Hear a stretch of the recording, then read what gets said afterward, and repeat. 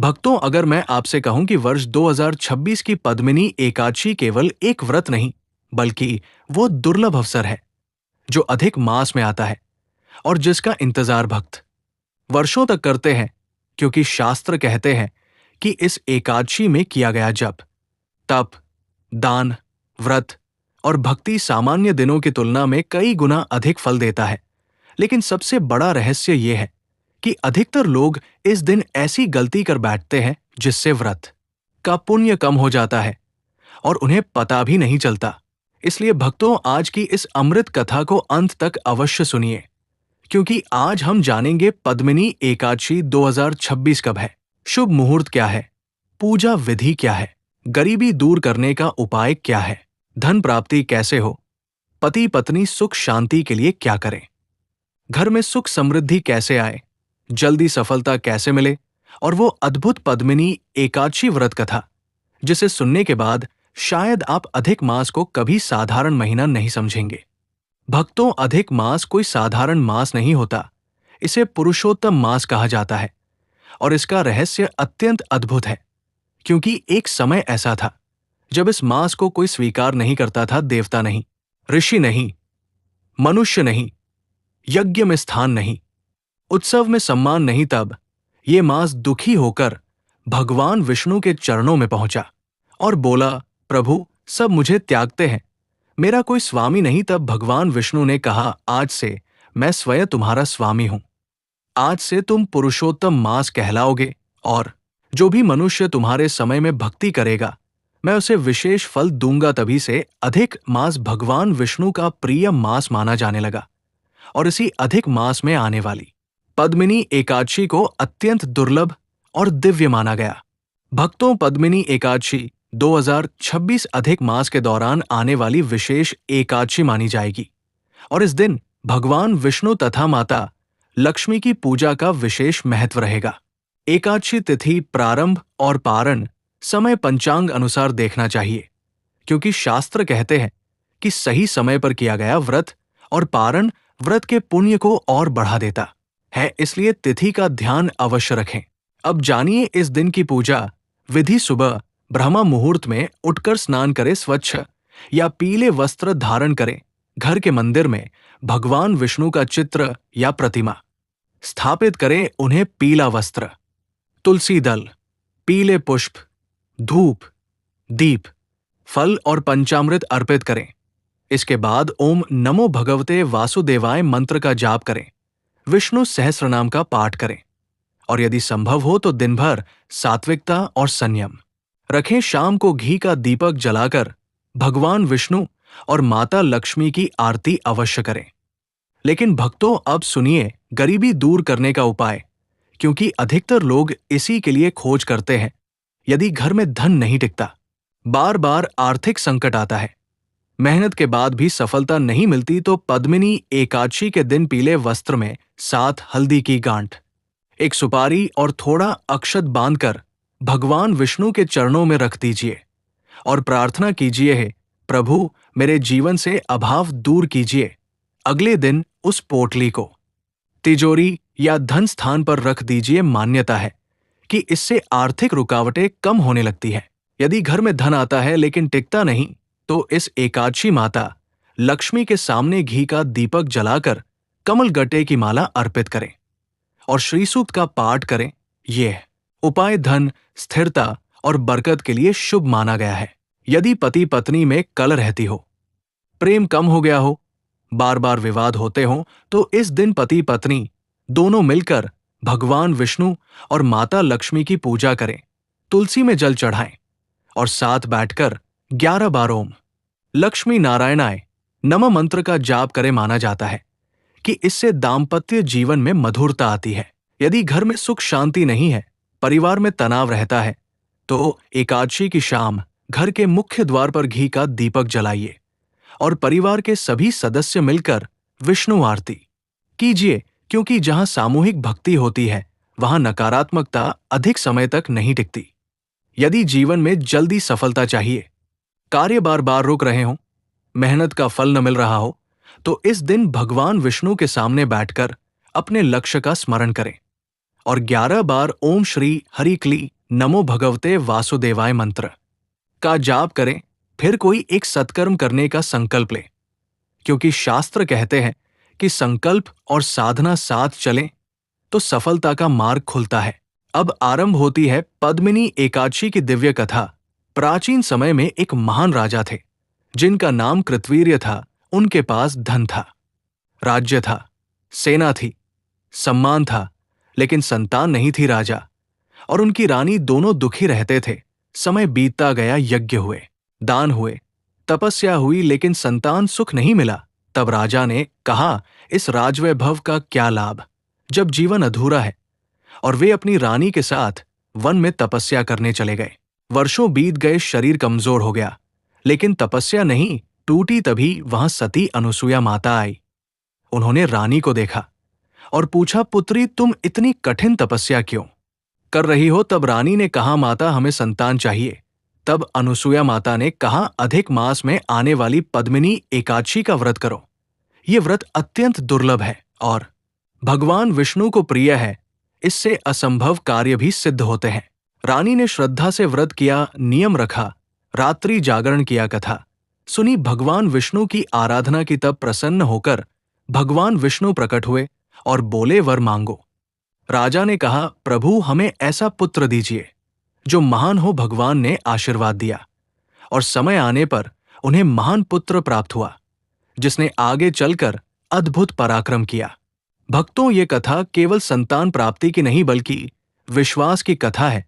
ये बताती है कि जब मनुष्य का धैर्य टूटने लगता है तब भक्ति उसका हाथ पकड़ती है, और जब मनुष्य सब ओर से हार जाता है तब भगवान उसके जीवन में नई शुरुआत करते हैं। लेकिन पद्मिनी एकादशी का सबसे बड़ा रहस्य अभी बाकी है। कहा जाता है कि अधिक मास में किया गया जब सामान्य दिनों से अधिक फल देता है, और पद्मिनी एकादशी उस अधिक मास का रत्न मानी जाती है। इसलिए इस दिन कुछ नियम बताए गए हैं।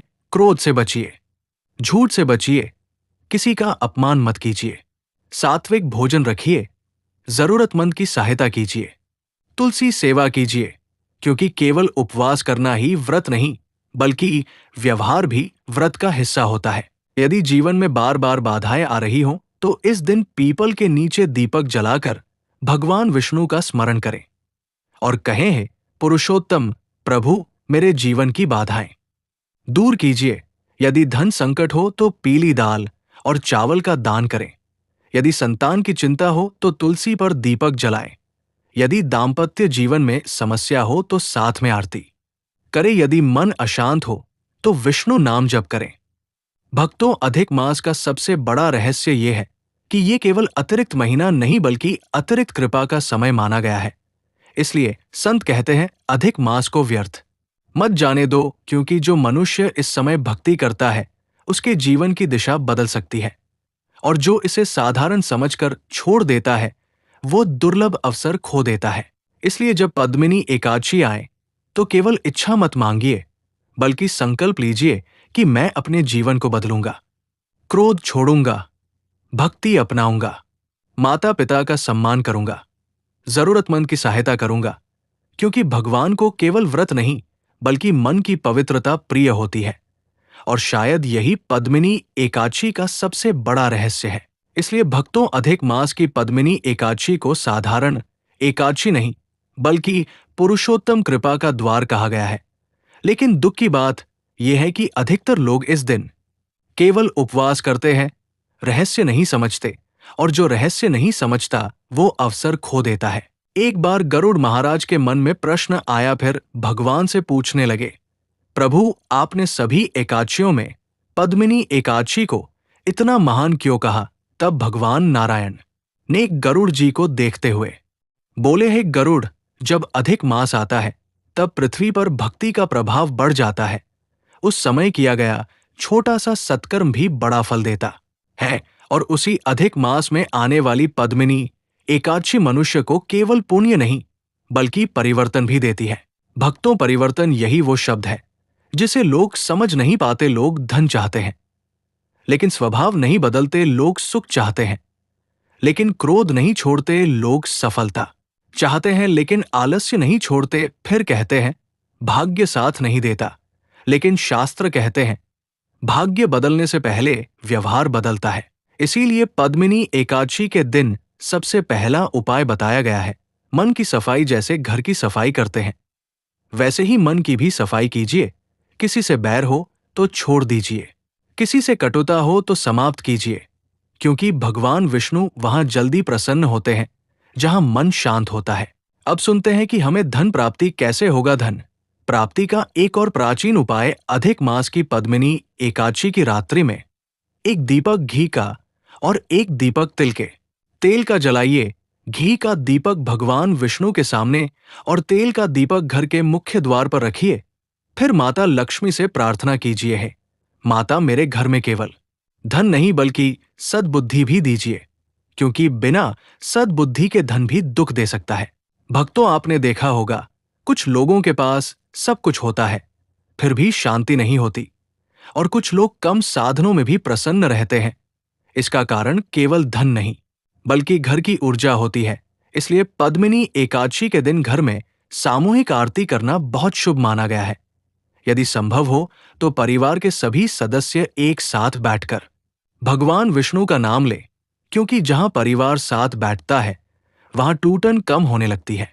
अब सुनते हैं दिव्या कथा। बहुत समय पहले एक नगर में एक व्यापारी रहता था। उसके पास धन था, लेकिन मन अशांत था। व्यापार चलता था, लेकिन घर में कलह रहती थी। पुत्र बात नहीं मानते थे, पत्नी दुखी रहती थी, और व्यापारी सोचता था कि धन से सब ठीक हो जाएगा, लेकिन कुछ भी ठीक नहीं हुआ। अब सुनते हैं पति पत्नी सुख शांति का एक विशेष उपाय। यदि दाम्पत्य जीवन में दूरी बढ़ गई हो, प्रेम कम हो गया हो, छोटी बात बड़े विवाद में बदल जाती हो, तो पद्मिनी एकादशी के दिन पति पत्नी मिलकर तुलसी के पौधे के पास दीपक जलाएं और एक दूसरे के लिए मन में शुभ संकल्प लें, क्योंकि कई बार रिश्ते शब्दों से नहीं बल्कि संकल्प से सुधरते हैं। और हमें जल्दी सफलता पाने का वो रहस्य जो संतों ने बताया है, सफलता केवल भाग्य से नहीं मिलती। सफलता तब मिलती है जब लक्ष्य, श्रम और ईश्वर कृपा साथ आते हैं। इसलिए इस दिन अपने लक्ष्य को कागज पर लिखिए, भगवान विष्णु के सामने रखिए और कहिए, प्रभु मुझे सही दिशा दीजिए, क्योंकि गलत दिशा में तेज गति भी व्यर्थ होती है। एक दिन उसे एक संत मिले। संत ने कहा, अधिक मास आने वाला है, पद्मिनी एकादशी का व्रत करो। व्यापारी बोला, क्या एक व्रत से जीवन बदल जाएगा? संत मुस्कुराए और बोले, व्रत जीवन नहीं बदलता, व्रत मनुष्य को बदलता है, और मनुष्य बदल जाए तो जीवन बदल जाता है। व्यापारी ने व्रत किया। पहली बार पूरे परिवार के साथ आरती की, पहली बार गरीब को भोजन कराया, पहली बार क्रोध रोका, और कुछ महीनों बाद उसके घर का वातावरण बदलने लगा। कलह कम हुई, मन शांत हुआ। तब उसे समझ आया कि समस्या धन की नहीं थी बल्कि दृष्टि की थी। भक्तों, यही पद्मिनी एकादशी का रहस्य है। ये केवल मांगने का दिन नहीं बल्कि बदलने का दिन है। अब सुनिए गरीबी दूर करने का एक और उपाय। इस दिन यदि संभव हो तो पीले फल, चना दाल, हल्दी या वस्त्र दान करें, क्योंकि दान केवल देने वाले का धन कम नहीं करता बल्कि उसका अहंकार भी कम करता है। और शास्त्र कहते हैं, जहां अहंकार कम होता है वहां कृपा बढ़ती है। यदि घर में बार बार बीमारी आती हो, मन भय में रहता हो, तो इस दिन विष्णु सहस्त्रनाम का पाठ करें, क्योंकि नाम जप मन को स्थिर करता है। यदि व्यापार नहीं चल रहा तो दुकान या कार्यस्थान में भगवान विष्णु का स्मरण कर दीपक जलाइए। यदि पढ़ाई में मन नहीं लगता तो विद्यार्थियों को इस दिन भगवान से बुद्धि और धैर्य मांगना चाहिए। यदि संतान की चिंता हो तो माता पिता को इस दिन मिलकर प्रार्थना करनी चाहिए। भक्तों, अब सुनिए अधिक मास का एक गहरा रहस्य। कहा जाता है कि समय केवल घड़ी में नहीं चलता, समय कर्मों में भी चलता है, और अधिक मास मनुष्य को अतिरिक्त समय देता है। जैसे भगवान कह रहे हो, अभी भी अवसर है, अभी भी लौट सकते हो, अभी भी बदल सकते हो। इसलिए संत कहते हैं, अधिक मास आया है तो शिकायत कम करो, भक्ति बढ़ाओ, क्रोध कम करो, नाम जब बढ़ाओ, दूसरों की गलती कम देखो, अपने मन को अधिक देखो, क्योंकि बाहर का अंधकार दीपक से मिटता है, लेकिन भीतर का अंधकार केवल भक्ति से मिटता है। और भक्तों, पद्मिनी एकादशी हमें यही सिखाती है कि धन से पहले धर्म, सफलता से पहले सदाचार, इच्छा से पहले ईश्वर, और भाग्य से पहले भक्ति रखो, क्योंकि जिस जीवन में भगवान का नाम आ जाता है वहां निराशा अधिक समय तक नहीं टिकती। लेकिन भक्तों, अभी कथा समाप्त नहीं हुई, क्योंकि आगे हम जानेंगे पद्मिनी एकादशी की रात कौन सा स्वप्न शुभ माना जाता है, किन कार्यों से बचना चाहिए, कौन सी गलतियां व्रत का फल कम कर देती है, और अधिक मास के वे रहस्य जिन्हें बहुत कम लोग जानते हैं। और संत महात्मा कहते हैं, कुछ स्वप्न केवल स्वप्न नहीं होते, बल्कि मन की स्थिति का दर्पण होते हैं।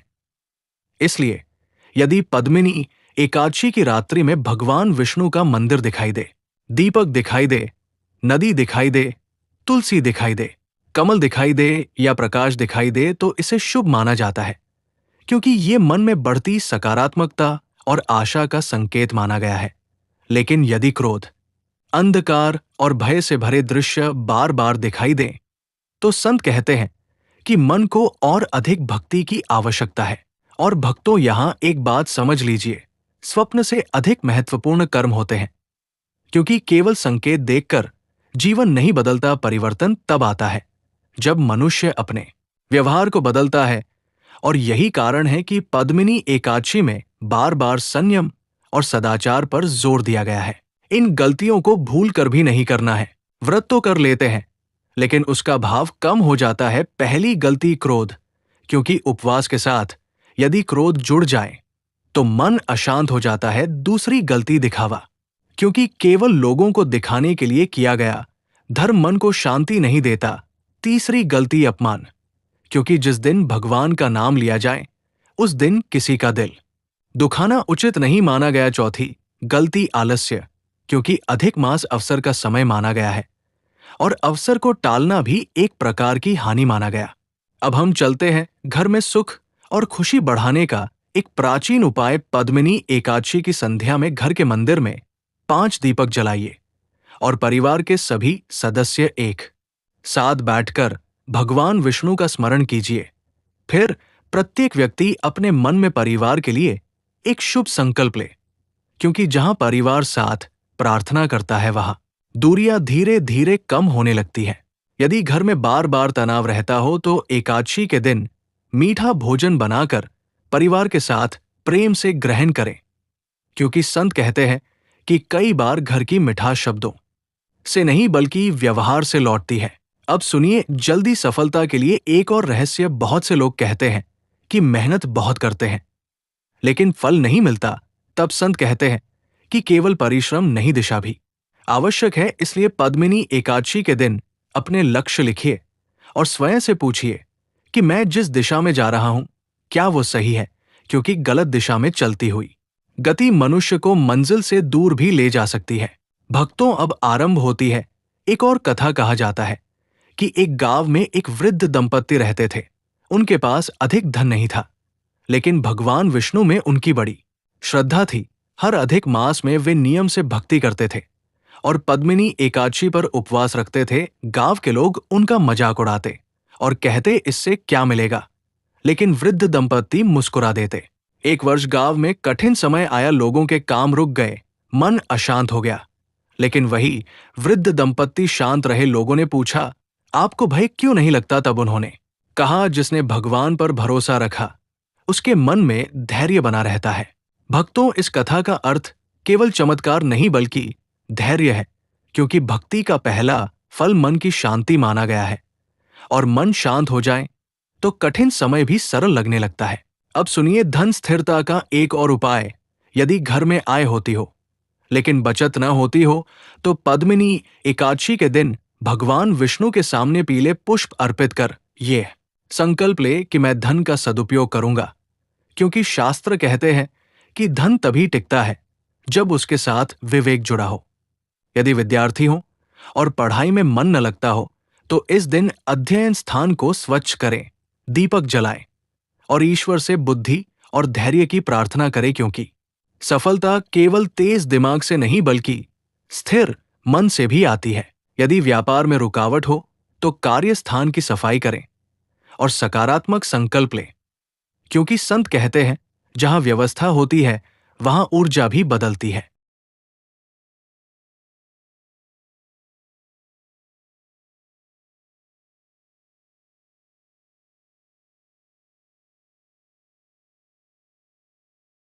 भक्तों, अधिक मास का एक गहरा रहस्य कहा जाता है कि मनुष्य जीवन में कई अवसर ऐसे आते हैं जब भगवान सीधे नहीं बोलते, लेकिन समय के माध्यम से संकेत देते हैं। और अधिक मास ऐसा ही समय माना गया है, जैसे जीवन कह रहा हो, रुकिए और स्वयं को देखिए। क्या मैं सही मार्ग पर हूँ? क्या मेरे व्यवहार से किसी को दुख पहुँचा? क्या मैं अपने माता पिता का सम्मान करता हूँ? क्या मेरे जीवन में भक्ति है? क्या मैं केवल धन के पीछे भाग रहा हूँ या मन की शांति भी खोज रहा हूँ? भक्तों, ये प्रश्न साधारण नहीं है, क्योंकि कई बार मनुष्य दुनिया जीत लेता है, लेकिन स्वयं से हार जाता है। और पद्मिनी एकादशी मनुष्य को स्वयं से मिलने का अवसर देती है। अब सुनिए, पति पत्नी सुख शांति के लिए एक और भावपूर्ण उपाय। इस दिन दोनों मिलकर भगवान के सामने बैठें और एक दूसरे की एक अच्छाई मन में स्मरण करें, क्योंकि संत कहते हैं, जहाँ केवल दोष देखे जाते हैं, वहाँ प्रेम कम हो जाता है, लेकिन जहाँ गुण देखे जाते है वहाँ संबंध मजबूत होने लगते हैं। यदि माता-पिता और संतान के बीच दूरी बढ़ गई हो, तो इस दिन साथ बैठकर भोजन करें, क्योंकि साथ बैठना भी एक प्रकार का प्रेम है। यदि घर में बुजुर्ग हों, तो उनका आशीर्वाद लें, क्योंकि आशीर्वाद को घर की सबसे बड़ी संपत्ति माना गया है। भक्तों, अब सुनिए, पद्मिनी एकादशी की रात जागरण का महत्व कहा गया है कि इस रात भक्ति, कथा, नाम स्मरण और सत्संग करना शुभ माना गया है, क्योंकि जागरण केवल आंखों का नहीं, बल्कि चेतना का भी माना गया है। और संत कहते हैं, सबसे गहरी नींद वह नहीं जो रात में आती है, बल्कि वह है जब मनुष्य अपने जीवन के उद्देश्य को भूल जाता है। इसलिए जागरण का अर्थ है स्वयं को